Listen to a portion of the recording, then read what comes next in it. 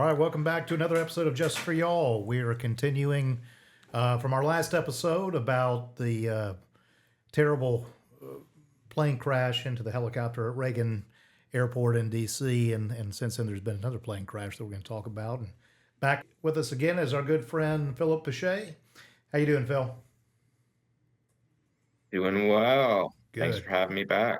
Glad to have you. You're tuned into the podcast where justice meets Southern hospitality. Broadcasting directly from Savannah, Georgia, join your hosts, Paul, Stephen, and Andrew of Bowen Painter Trial Lawyers as they chat about the legal difficulties you might face in everyday life. From the ports of Savannah to the busy highways that stretch through the Southeast, we're your go-to source for all things legal. Served up with a dose of Southern charm and commitment to justice for y'all. Glad to have you. So, what have we learned? It's been a couple weeks since we had the first podcast, and at that point, we were only less than 24 hours after the crash. Let's talk about sort of what we knew at that point. Who wants to take us through that, Andrew? Sure.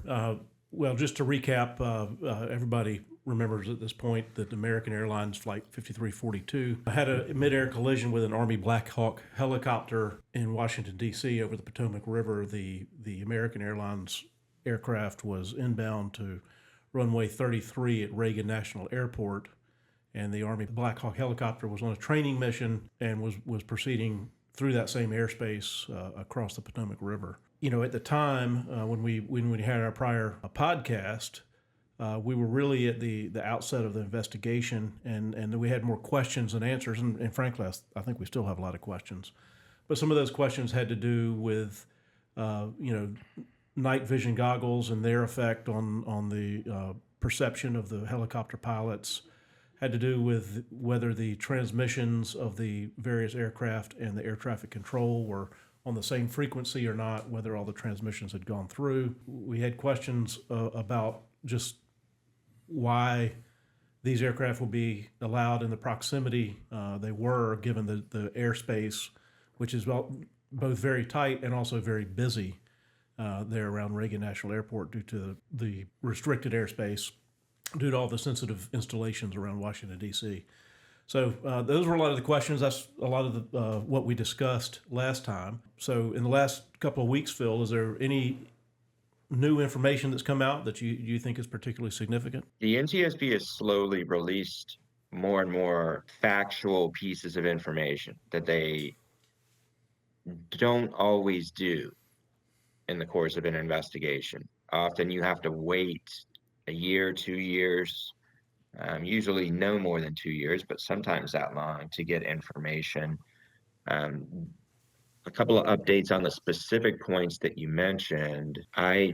Looking at a few different sources and what the NTSB has released, it appears that the military helicopter was transmitting and receiving on a UHF frequency for tower, and the commercial airline, like all commercial carriers, was transmitting and receiving on the VHF frequency for tower. Tower would have both a UHF and a VHF.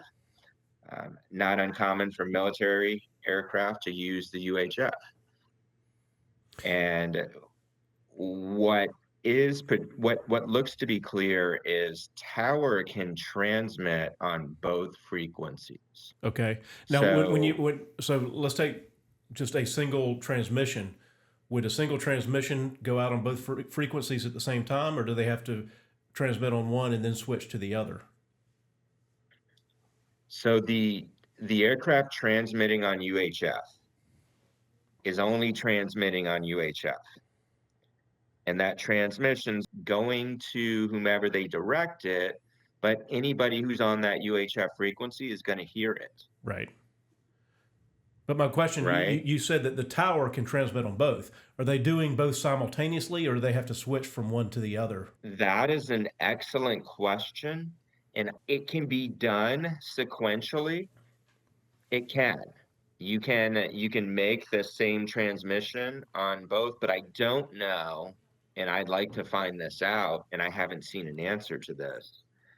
But this tower transmits it really couldn't be this way. Tower couldn't transmit on both frequencies because it would step on potentially other transmissions, Okay. right? Because if you listen to radio traffic, especially in tower airspace, it's busy.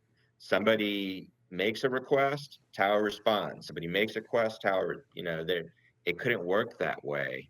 All right. So, Yeah. and the So setup you're describing, it sounds like the Black Hawk, for instance, could hear the tower when it's transmitting on UHF, but the American Airlines jet would not hear those communications, and vice versa. The Black Hawk would not hear the communications between the tower and the American Airlines aircraft. correct. And what also may or may not be significant is normally in that airspace, from what I have read, especially at the beginning, there was one air traffic controller specifically to monitor the UHF and one to monitor the VHF.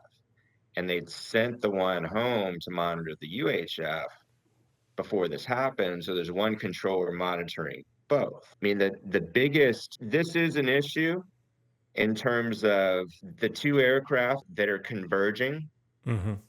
are not hearing what the other is saying. So let's right? let's talk a little bit about that, Phil. In terms of who's got the ball, so to speak, when this is happening. So the incoming American Airlines flight is depending on the tower, and the Black Hawk helicopter is also depending on the tower. So what we're really learning in this is, I mean, we knew this before, but we're really seeing it come together is what was going on at the tower, what the tower was able to communicate with the Black Hawk, what the tower was able to communicate with the incoming commercial aircraft. That's the real key. There was no, as far as we know now, there's no ability to communicate or miscommunication, so to speak, between the commercial jet and the Black Hawk helicopter. They were both speaking to tower, and it was up to tower to sort of guide them in. Is that pretty much right? Yeah, and tower controls the airspace, right? But tower is reliant on that. There's a lot of things happening in tower's airspace. When tower says you are cleared after this particular traffic and you acknowledge traffic in sight, tower then moves on, right. To other things, because you've acknowledged you've acknowledged see and avoid duties. You've got traffic in sight and you're going to follow, right. And then tower deals with the next set of problem that comes in. So that the see and avoid, can you explain that a little bit? Because let's take it from the Black Hawk's perspective. As I recall, the Black Hawk was requesting permission for what they call visual separation, right? Is that ringing a bell? Am I right about that? That they were requesting? That's right. Yep. Which basically means, hey, I've got visual separation. Which means I've got it in sight. I'm going to maintain appropriate distance. And do we know what is that where the stepping on happened on the radio transmission about?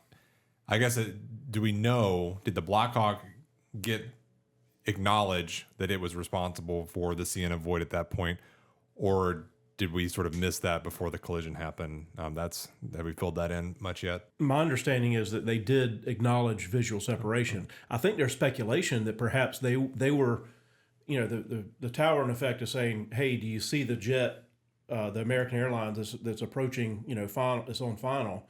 And they said, yes, got it, visual separation. Speculation is they were looking at a totally different airplane. Okay. Well, that would make sense, too, because as Phil was explaining the last time, the jet was on a more unusual approach, and it was coming around from basically behind the helicopter to in front of the helicopter.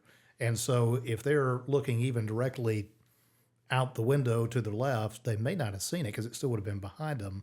And there's so many, we talk about the ambient lights and the other aircraft in the area, it could have easily not been seen. Well, maybe night vision goggles is a factor as well. And that aircraft, based on what Phil was just telling us, that aircraft had been communicating with the tower on VHF frequency. And on that frequency, it was told, hey, change from the original runway, circle around, step around, and come in 33. And the Black Hawk would not have heard that. So they wouldn't have known. Right. They would have been expecting the aircraft half a mile farther in the distance. Well, so Phil, I've got a question for you as the helicopter pilot here. What can a military helicopter, the Black Hawk like this, what can they see about other aircraft? Obviously, they can see the aircraft visually through, the windshield. I don't know if that's what it's You called. talking about instrumentation, though? Yeah. What kind of instrumentation can they see, and what information do they have, and what kind of information can they expect from the tower? So what instruments do they have? Then what information do they have from the tower to correlate that with what they can see on an instrument? So are they saying, hey, American Airlines flight 3542 is coming in? Do they see that somewhere on the instrument, or is there another way for them to tell that American Airlines flight from the Delta flight from the other flight? So are you asking in their avionics or any kind of screen or display that they might have access to, can they see another aircraft? Yeah, what do they know Like about? a Is radar it type is it screen? is it squawking? Any kind of first, information? let's answer the first. Do they have a radar that shows other aircraft, first of all? There are collision avoidance warning systems. The military aircraft is not likely to have any kind of radar system that's going to aid them. And as we discussed earlier, I think it's clear now that they were flying with night vision goggles. Right. Right? And this is the transmissions on the two different frequencies. Why is that? Different types of traffic, but at the end of the day, it would be nice if everybody was transmitting and receiving on the same frequency. The visibility study that the NTSB is undergoing, that I do not believe has been published yet, is going to be critical because there's a lot of cultural lighting issues on the night vision. And when you say cultural You have lighting, to you're just look talking about at, the lighting in the city all around? yes, the Okay. ambient lighting. Then you have, depending on the illumination level, how close is it to a full moon, right? And is the moon even up? Then you have other considerations which affect the night vision. And as we discussed, it doesn't turn night into day, it turns night into something that's green and different shades of green, right? Kind of. So that visibility study is going to be interesting. One recommendation that I have heard that makes the most sense to me, and Andrew alluded to it, the commercial aircraft was cleared on a precision instrument approach to a runway, and then was cleared circling to land on another runway.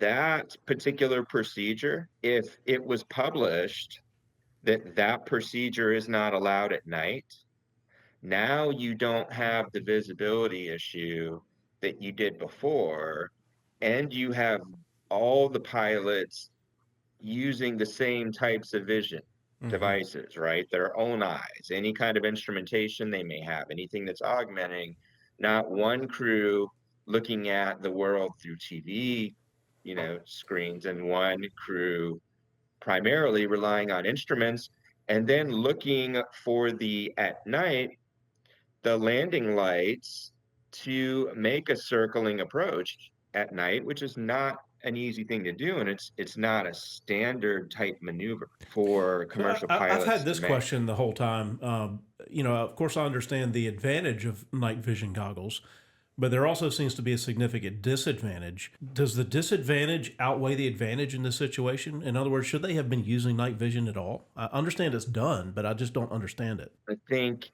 from somebody who has flown quite a bit at night with night vision goggles in a lot of situations. If I have night vision, I am flying with my night vision goggles because I can see things I can actually see things. I can see aircraft.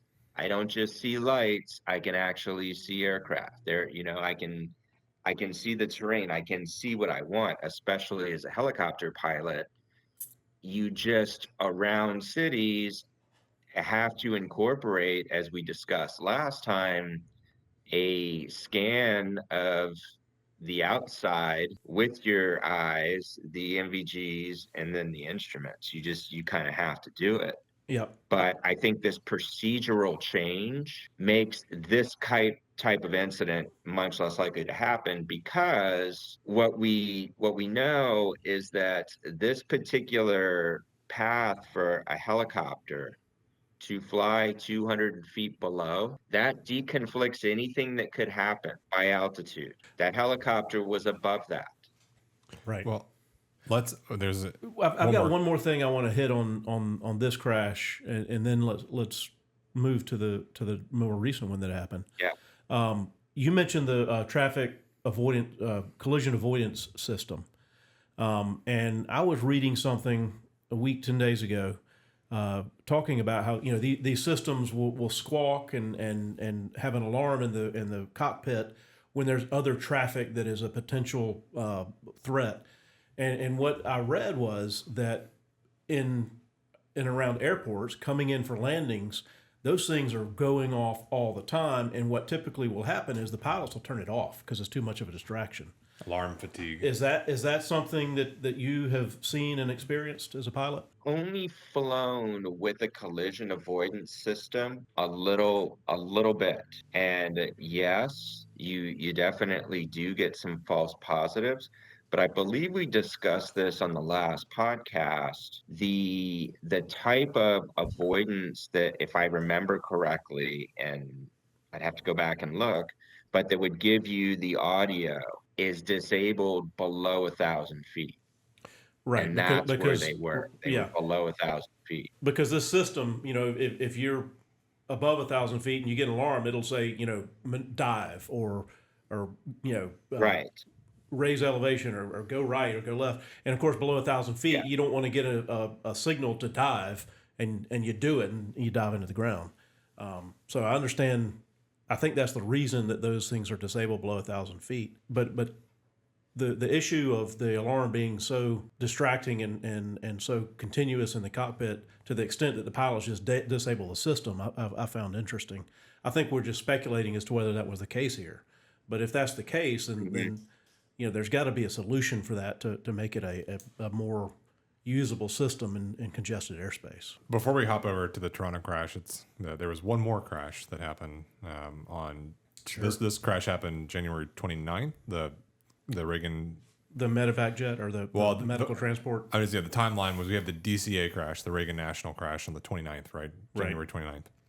Then a medical transport Learjet 55 crashed near Philadelphia on January 31st. I just wanted to acknowledge that one and we'll hit that one really quick. That's a private flight. I think there's not really a lot known why it crashed. We know that it went up, got about 1,600 feet off the ground, and then went down. Apparently, the tower tried to get in touch with them, and from what I understand, there was no response. So that one's still ongoing. Not a lot to add, but it's an interesting set of weeks in aviation to have these three major accidents happen, two in the air, and then one on landing, which we're about to talk about up in Toronto. Right. So let's talk about the crash in Toronto. That was a Delta Airlines flight, or actually Endeavour Air, which is a small airline that's affiliated with Delta. It was a Canadair regional jet, much like the American Airlines crash. And it was flight 4819 out of Minnesota going to Toronto. It was a snowy, blustery day in Toronto when the plane came into land. And I imagine most people have seen the video by this point. But the plane came in and had, for one reason or another, a very hard landing. It rolled to its right side. The right wing snapped off, and at that point, the jet on the runway flipped over onto its top and slid down to the runway where it came into a where it finally came to a rest, a fiery rest, because all the jet fuel had been spilling out as it slid down the highway. Phil, have you seen the video? I'm sure you've looked at that crash as well. Yes. I mean, what do you see, again, as a pilot and as a crash investigator? Just tell us kind of what you have observed about the video and what it shows us. Yeah, I don't want to speculate yet on what specifically the video shows without knowing a little bit more of the information. Okay. Or seeing it. I have not seen the video in a high enough granularity, and just the winds, having an appreciation for the effects of the winds, and looking at how this aircraft, ultimately came to rest. I'd like to wait and see Okay. Well, let's talk. if that's all right with Well, you guys. we've talked about, or the news reports have mentioned pretty consistently a strong crosswind. For people that are Right. unfamiliar with that, tell us what that is and why it matters. Yeah. So, and that is, Andrew, exactly why I wanted to wait and see, because in that video, it is difficult to ascertain what the crosswind is, Mm-hmm. right? What is a And crosswind what generally? yeah, a crosswind generally, you have everybody experiences when the wind blows, you have sustained winds. And ideally, an aircraft wants to land directly into the wind. That can't always happen. Sometimes winds come from different directions. Well, if you're traveling and the wind is coming from the side, either left to right or right to left, that is a crosswind. And what that is going to do is it's going to blow the aircraft. It blows the track. And there are a few different ways that you can fly your approach to land. You can either crab into or crab the approach.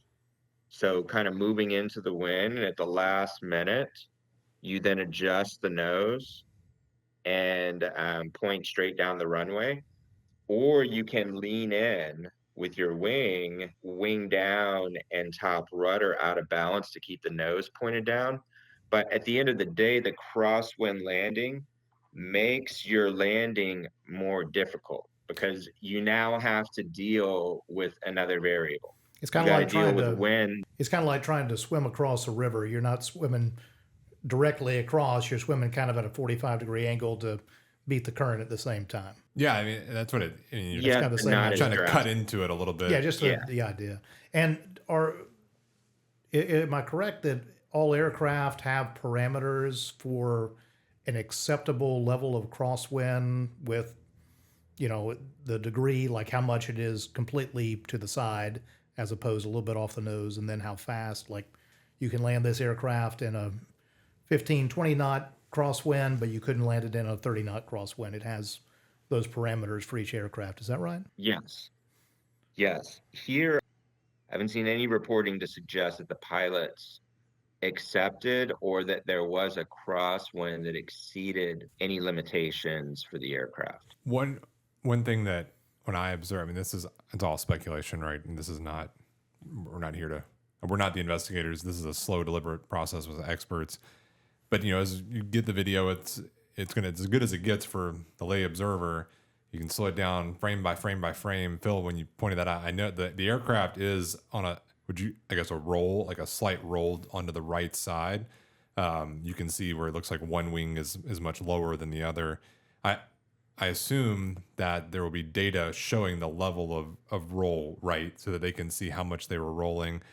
When you're trying to do these types of maneuvers, I assume that they also set sort of for each aircraft and maybe for when they learn these maneuvers to control so your roll doesn't go too far one way or the other, right? Like they would say, so many degrees this way or that way, and if you go beyond that, it's dangerous. Is that generally accurate? Yeah, there are limitations, but typically if you're doing the correction, and I think it would be beneficial if you have a way to play the last moments of the video. I don't know if you can do that.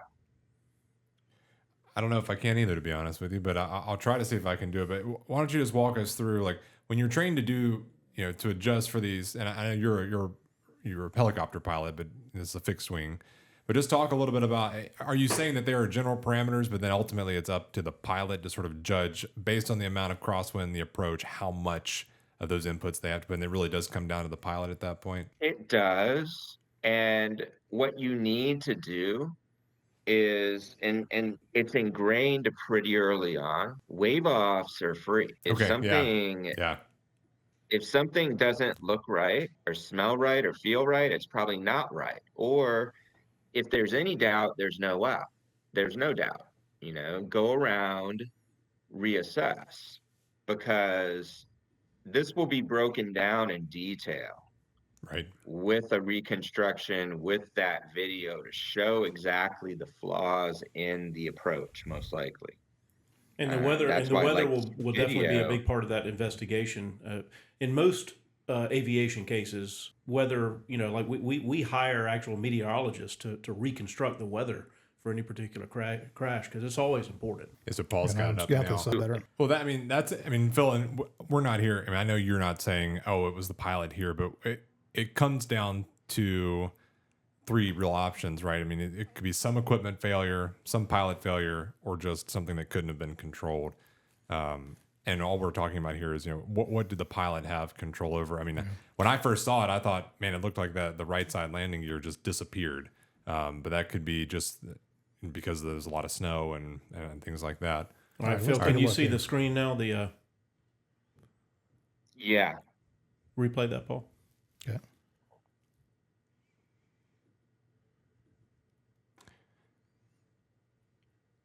I mean, I remember I've been in pretty hard landings before. I can't imagine the feeling inside that cabin of.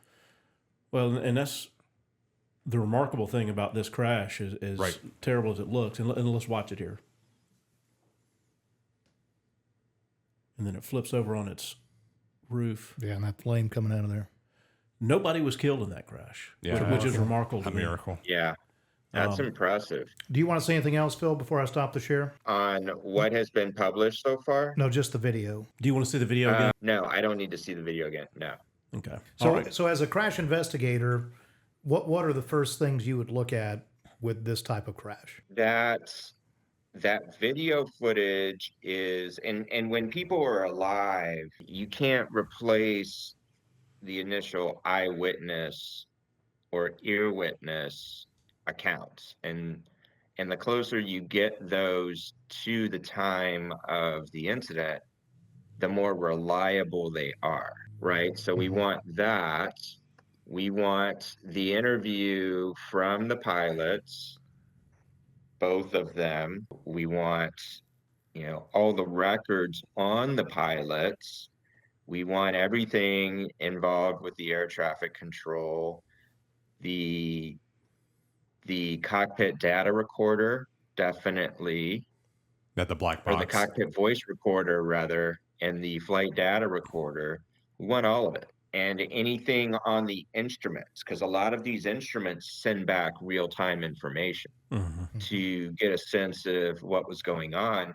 And then, yes, forensic weather analysis. What I have heard analyzed on the human factors side is looking specifically, and there have been some claims made that the captain failed some training or needed some remedial training, and same with the flight officer. I don't think those are substantiated. Delta has But what I denied have those. heard is that what's that? Delta has. I just read a press release. I mean, they've come out and denied those claims, or disputed them, I should say. Yeah. But there will be a paper trail on that. Right. It either isn't or is. This is the investigation. Right. But what has come out is that the captain largely was a simulator instructor. So a lot of the hours that the captain had in the aircraft were on simulators. He needed actual flight hours, on a periodic basis to stay current.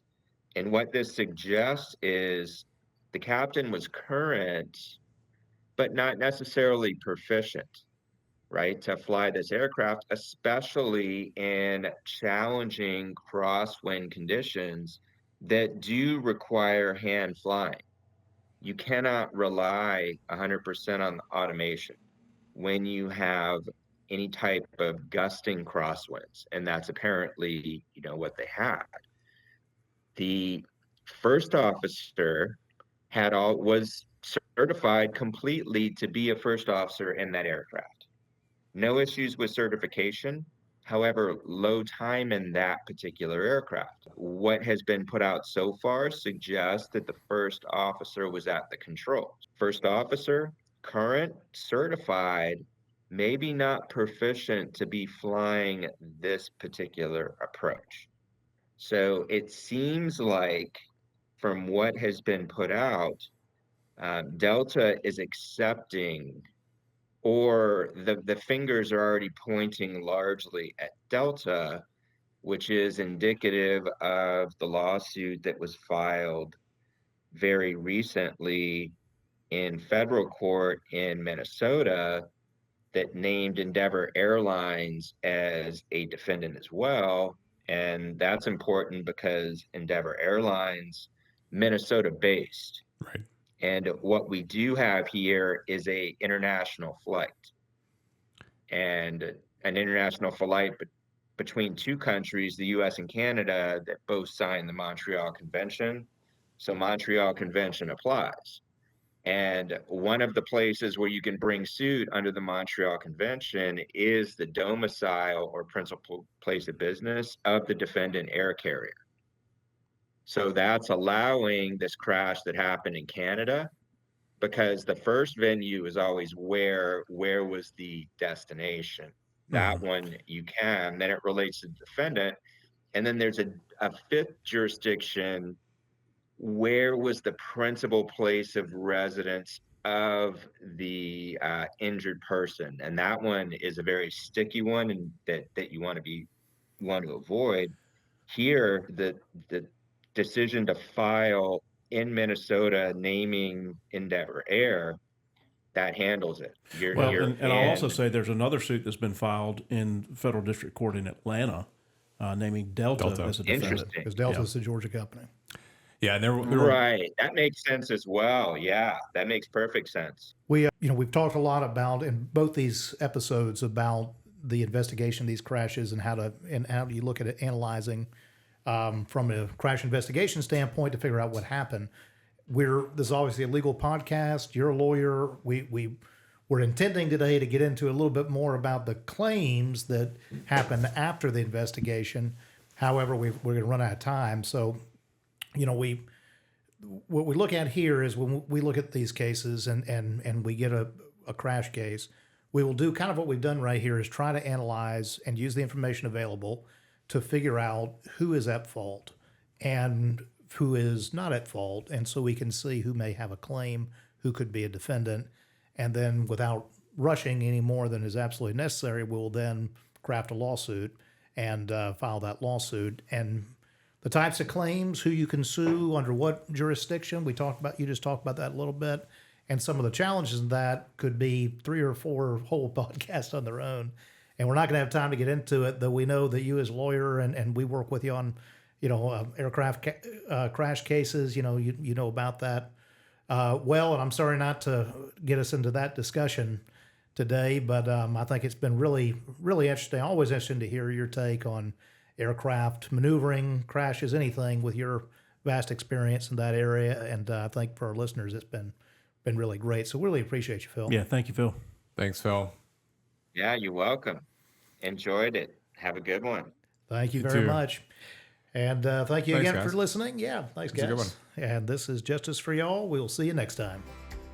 Thanks for listening to Justice for Y'all, hosted by the attorneys here at Bowen Painter Trial Lawyers in Savannah, Georgia. If today's episode resonated with you, or if you find yourself needing legal guidance, remember, we're just a call away. You don't have to work through the difficulties of your situation alone. Visit our website at bowenpainter.com, that's BOWENPAINTER.com, or give us a call at 912-335-1909. We're here to serve you with the dedication and warmth only true Southern hospitality can offer. Thanks for tuning in, and don't forget to subscribe to our podcast on your favorite platform so you don't miss an episode. And tell your friends and family about us if they're ever in need of some legal insight. Take care, and remember that at Bowen Painter Trial Lawyers, we're committed to justice for y'all.